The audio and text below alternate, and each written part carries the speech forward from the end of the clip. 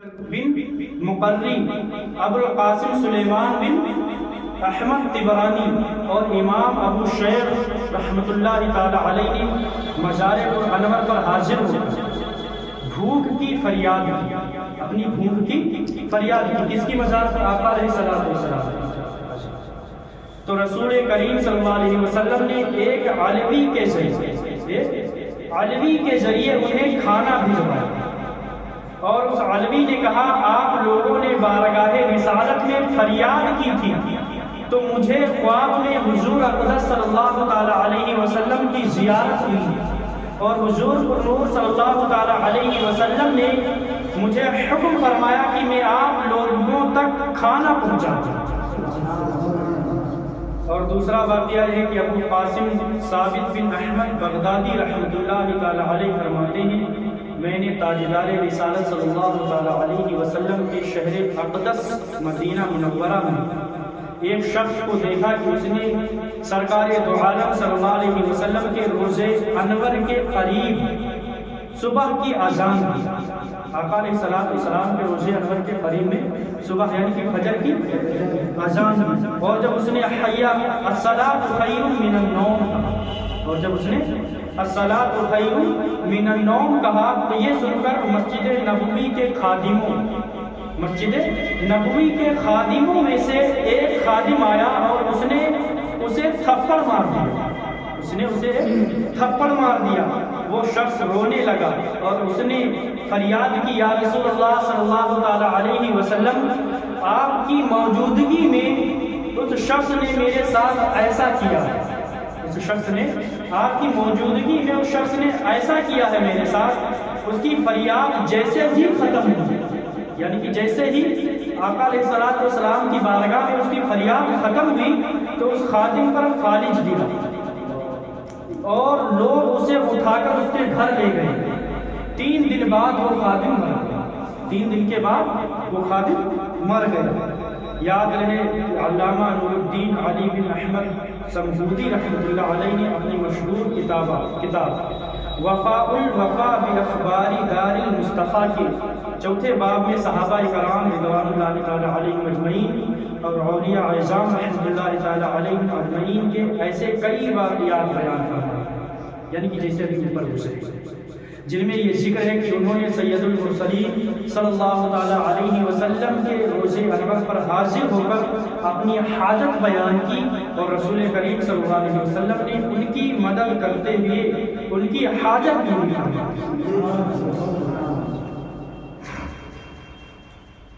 لا تہوی انفسہم، تمہارے دل پسند نہیں کرتے۔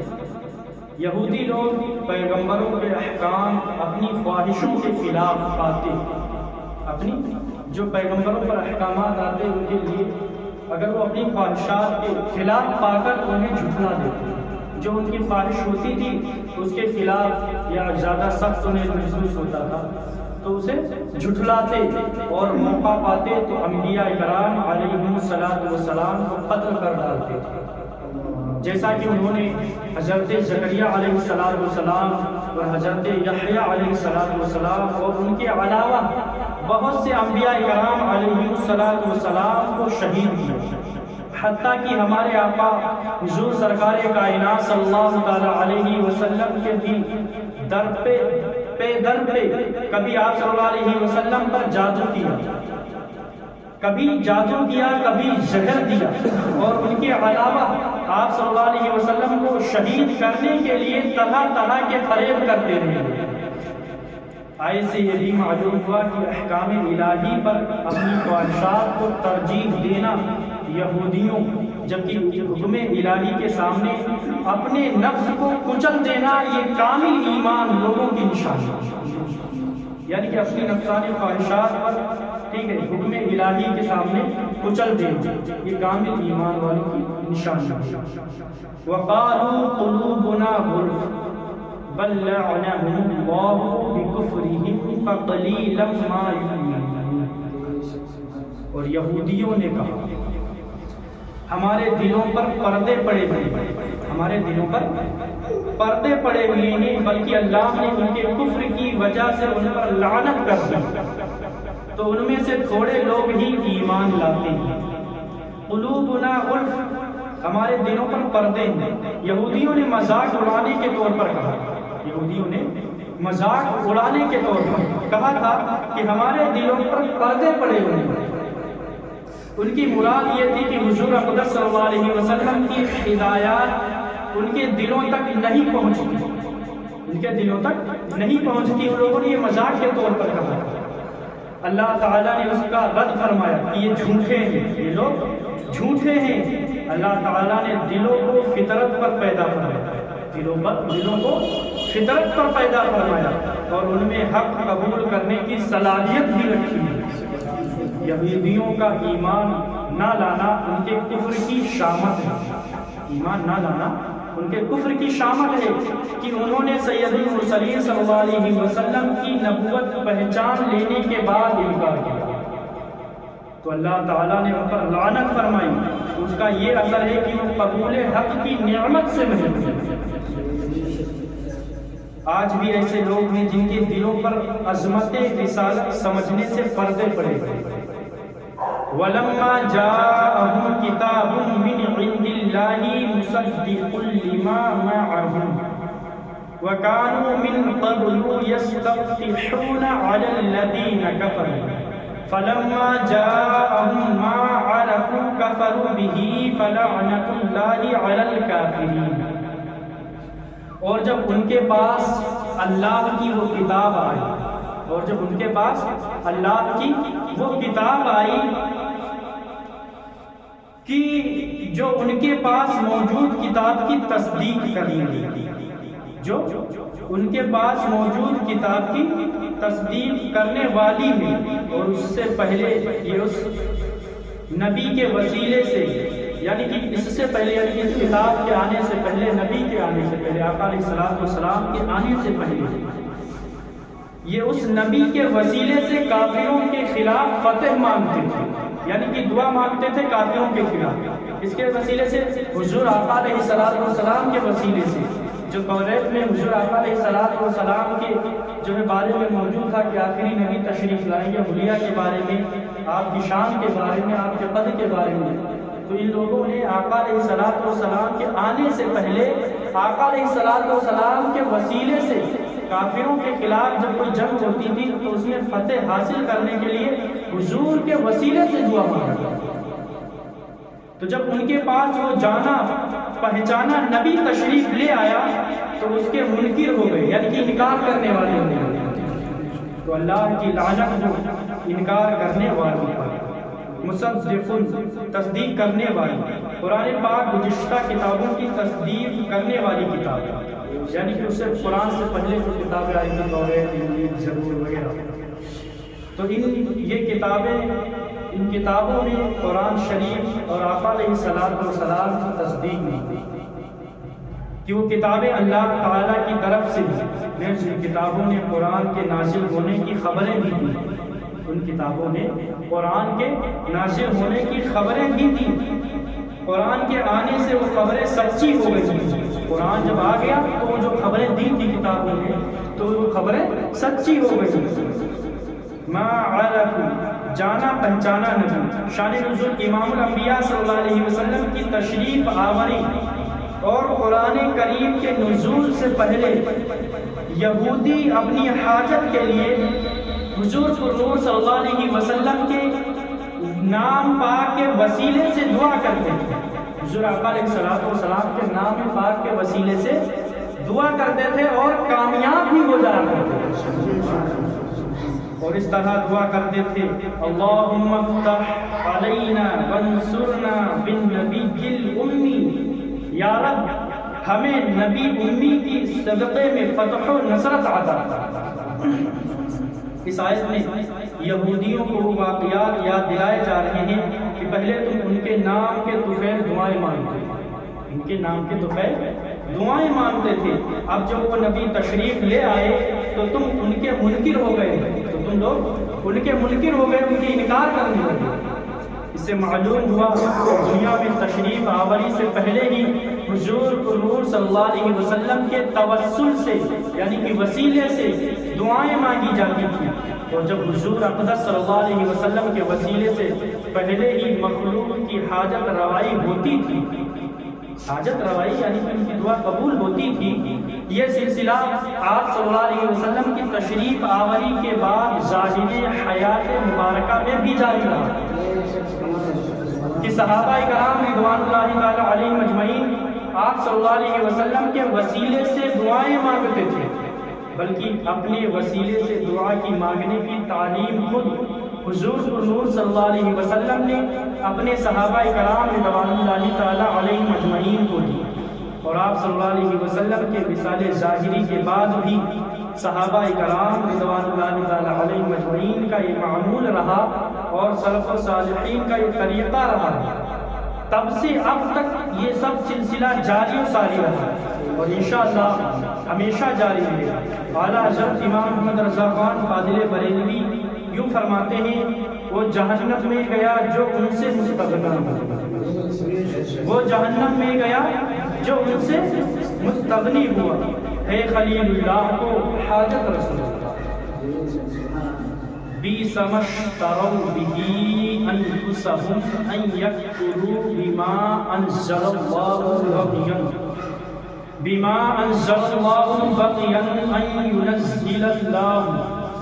ان ينزل الله من فضله على من يشاء من عباده فباءوا بغضب على غضب وللكافرين عذاب مهين۔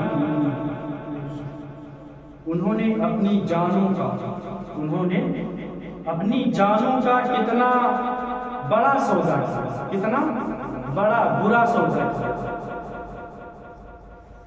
اپنی جانوں کا کتنا برا سودا کیا کہ اللہ نے جو نازل فرمایا اس کا انکار کر رہے ہیں، اور اس حسد کی وجہ سے اللہ اپنے فضل سے اپنے جس بندے پر چاہتا ہے وہی نازل فرماتا ہے۔ تو یہ لوگ غضب پر غضب کے مستحق ہو گئے، اور کافروں کے لیے ذلت کا عذاب۔ بئس ما اشتروا به انفسهم، انہوں نے اپنی جانوں کا کتنا برا سودا کیا۔ یہودیوں نے حضور اقدس صلی اللہ علیہ وسلم پر ایمان لانے کے بجائے کفر اختیار کر دیا، اور ایمان کی جگہ کفر خریدنا خسارے کا سودا ہے، کفر خریدنا خسارے کا سودا ہے، اس سے ہر آدمی نصیحت حاصل کرے۔ ایمان کی جگہ کفر، نیکیوں کی جگہ گناہ، اطاعت کی جگہ نافرمانی، رضائے الہی کی جگہ اللہ تعالیٰ کے غضب کا سودا بہت بڑا خسارے کا سودا ہے۔ باقیاً حسد کی وجہ سے، صرف اور صرف حسد کی وجہ سے یہودیوں کی خواہش تھی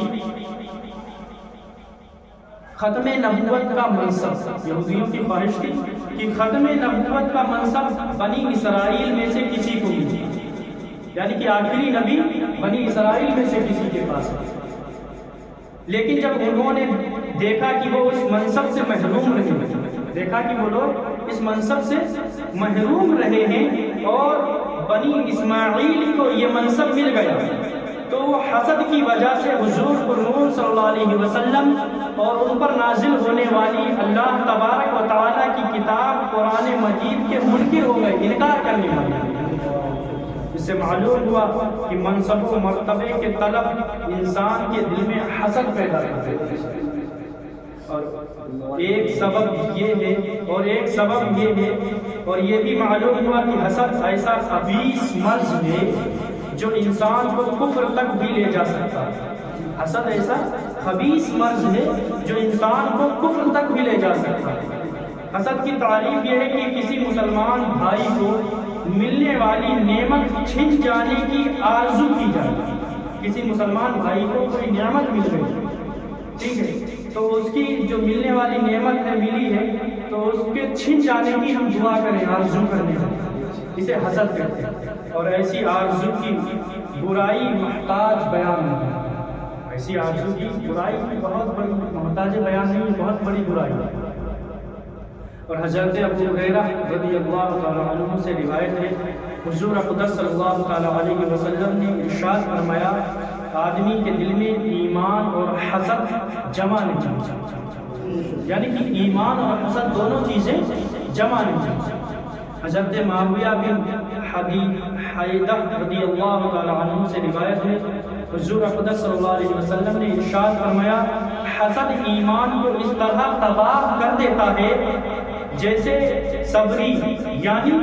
ایک درخت کا انتہائی کڑوا نچوڑ، ایک درخت کا انتہائی کڑوا نچوڑ شہد کو تباہ کر دیتا ہے۔ فباءوا بغضب على غضب، تو یہ لوگ غضب پر غضب کے مستحق ہو گئے، تو یہ لوگ غضب پر غضب کے مستحق ہو گئے۔ حضرت عبداللہ بن عباس رضی اللہ تعالی عنہ فرماتے ہیں، یہودی تورات کو ضائع کرنے اور اس کے احکامات کو تبدیل کرنے کی وجہ سے پہلے غضب کے مستحق ہو چکے، اور حضور نور صلی اللہ علیہ وسلم کے ساتھ یعنی کہ آقا علیہ الصلوۃ والسلام کے ساتھ کفر کرنے کی وجہ سے دوسرے غضب کے حقدار تھے، دوسرا بھی یہ غضب کر دیا، اس کے حقدار تھے۔ بعض مفسرین نے فرمایا کہ حضرت عیسیٰ علیہ السلام اور انجیل کا انکار کرنے کی وجہ سے یہودی پہلے غضب کے مستحق ہوئی، اور نبی کریم صلی اللہ علیہ وسلم اور قرآن مجید کا انکار کر کے دوسرے غضب کے مستحق ہوئی۔ وَإِذَا قِيلَ لَهُمْ آمِنُوا بِمَا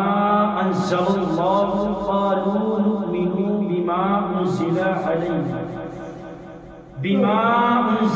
عَلَيْنَا وَيَكْفُرُونَ بِمَا وَرَاءَهُ وَهُوَ الْحَقُّ مُصَدِّقًا لِمَا مَعَهُمْ قُلْ فَلِمَ تَقْتُلُونَ أَنْبِيَاءَ اللَّهِ مِنْ قَبْلُ إِن كُنتُم مُؤْمِنِينَ۔ اور جب ان سے کہا جائے کہ اس پر ایمان لاؤ جو اللہ نے نازل فرمایا ہے، تو کہتے ہیں ہم اسی پر ایمان لاتے ہیں، ہم اسی پر ایمان لاتے ہیں جو ہمارے اوپر نازل کیا گیا ہے، اور وہ تورات کے علاوہ دیگر کا انکار کرتے ہیں،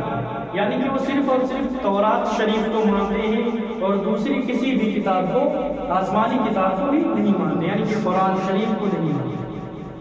حالانکہ وہ قرآن بھی حق ہے، ان کے پاس موجود کتاب کی تصدیق کرنے والا ہے۔ اے محبوب تم فرما دو کہ اے یہودیوں، اگر تم ایمان والے تھے تو پھر پہلے تم اللہ کے نبیوں کو کیوں شہید کر دیتے؟ وَإِذَا قِيلَ لَهُمْ، اور جب ان سے کہا جائے، اس آیت میں یہودیوں کا انکار، یہودیوں کا ایک اور قبیح فعل بیان کیا جائے کہ جب ان سے کہا جائے کہ اللہ تعالیٰ کی نازل کی ہوئی تمام کتابوں پر ایمان لاؤ، تو اس کے جواب میں وہ کہتے ہیں ہم صرف تورات پر ایمان لائیں گے، ہم صرف تورات پر ایمان لائیں گے جو کہ ہم پر نازل ہوئی۔ اس سے ان کا مقصد دیگر آسمانی کتابوں اور قرآن مجید کا انکار کرنا۔ چنانچہ اللہ تعالیٰ نے ان کا رد کرتے ہوئے فرمایا کہ قرآن بھی حق ہے، اور یہ ان یہودیوں کے پاس موجود تورات کی تصدیق کرنے والا ہے، اور جب تورات میں حضرت محمد مصطفیٰ صلی اللہ علیہ وسلم کی نبوت کے بارے میں خبریں موجود ہیں، اور تم تورات پر ایمان لانے کا دعویٰ بھی کرتے ہو اور دعوے دار ہو، تو پھر محمد مصطفیٰ صلی اللہ علیہ وسلم کی نبوت اور ان پر نازل کی گئی کتاب قرآن مجید کا انکار کیوں کرتے ہو؟ اور اے حبیب صلی اللہ علیہ وسلم، آپ ان یہودیوں سے فرمائیں کہ اگر تم تورات پر ایمان لانے کے اتنے ہی بڑے دعوے دار ہو تو یہ بتاؤ کہ پہلے تم انبیاء کرام علیہ السلام کو کیوں شہید کرتے تھے؟ حالانکہ تورات میں تو انبیاء کرام علیہ السلام کو شہید کرنے سے منع کیا گیا۔ اس آیت سے معلوم ہوا کہ تمام آسمانی کتابوں پر اور حضور اقدس صلی اللہ علیہ وسلم کے فرمانوں پر ایمان لانا ضروری ہے، اور ان میں سے ایک کا بھی انکار کفر ہے۔ یوں ہی تمام انبیاء کرام علیہ السلام پر ایمان لانا ضروری ہے، ان میں سے ایک کا بھی انکار کرنا کفر ہے۔ یعنی کہ کسی بھی ایک نبی کو 1 لاکھ یا 2 لاکھ کم و بیش 24,000 انبیاء کرام علیہ السلام تشریف لائے، ان میں سے کسی ایک بھی نبی کا انکار کرنا یہ کفر ہے۔ اللہ تعالیٰ کے نبی علیہ السلام کو شہید کرنا کفر ہے۔ انبیاء کرام کی تعظیم ایمان کا رکن اعلیٰ ہے۔ انبیاء کرام علیہ السلام کی تعظیم کرنا یہ ایمان کا رکن اعلیٰ ہے، اور ان کی توہین کرنا یہ کفر ہے۔ یعنی کہ ان کی شان میں کوئی گستاخی یا کوئی ایسا لفظ کہنا جو نازیبا ہے وہ کفر ہے۔ کفر سے راضی ہونا بھی کفر ہے، یعنی کہ کوئی کفر کر رہا ہے اس سے راضی ہونا بھی یہ ایک کفر ہے۔ اس کے کفر کی جو ہے مذمت نہ کرنا، اس کے کفر کی ہاں میں ہاں ملانا، جسے چاپلوسی ہم لوگ اپنی زبان میں کہتے ہیں، ارے وہ اپنی جگہ پر کر رہے ہیں، اپنی جگہ پر کر رہے ہیں۔ کفر سے راضی ہونا بھی کفر ہے، کیونکہ حضور صلی اللہ علیہ وسلم کے زمانے کے بنی اسرائیل نے انبیاء کرام علیہ السلام کو شہید نہ کیا تھا، مگر چونکہ وہ قاتلوں کی اس حرکت سے جو حضور آقا علیہ السلام کے زمانے کے بنی اسرائیل نے انبیاء کرام جو آقا علیہ السلام کے زمانے کے بنی اسرائیل تھے، ان لوگوں نے نبیوں کو قتل نہیں کیا تھا، ان کے آباء و اجداد نے، ان کے بڑوں نے قتل کیا، ٹھیک ہے، ان کو شہید نہ کیا تھا، مگر چونکہ وہ قاتلوں کی اس حرکت سے راضی تھی، یعنی کہ جو ان کے آباء و اجداد نے قتل کیا تھا اس پر وہ لوگ راضی تھے، اس کی مذمت نہیں کرتے تھے، ان کو برا نہیں کہتے تھے، اور ان کو اپنا بڑا مانتے تھے، یعنی کہ ان کو اپنا بڑا مانتے تھے، اور انہیں عظمت سے یاد کرتے تھے، یعنی کہ تعظیم کرتے تھے، ان کی شان بیان کرتے تھے، عظمت سے یاد کرتے تھے، اس لیے انہیں بھی قاتلوں میں شامل کیا گیا۔ اسی لیے انہیں بھی لوگوں نے قتل نہیں کیا ہے، ان کے آباء و اجداد نے قتل کیا تھا، یہ اسے غلط نہیں مانتے تھے، اس لیے خالی انہیں غلط نہیں مانتے تھے، اس لیے انہیں بھی قاتلوں میں شامل کر دیا۔ آج کل بھی اگر کوئی بذات خود گستاخی نہ بھی کرے لیکن گستاخوں کو اچھا سمجھے، یعنی کہ نبی کی شان میں، انبیاء کرام کی شان میں، بزرگان دین کی شان میں گستاخیاں کرے، ٹھیک ہے، اور ان گستاخیوں کو کوئی اچھا سمجھے، خود گستاخی نہ کرے، جسے مثال کے طور پر ہم گستاخی نہ کریں، کوئی دوسرا گستاخی کر رہا ہے، ٹھیک ہے، ہم اسے اچھا سمجھیں، ٹھیک ہے، ہم اسے اچھا سمجھیں، انہیں اپنا بڑا مانیں، تو وہ انہی میں شامل ہو جائے، یعنی کہ ہم انہی لوگوں میں سے شامل ہو جائیں،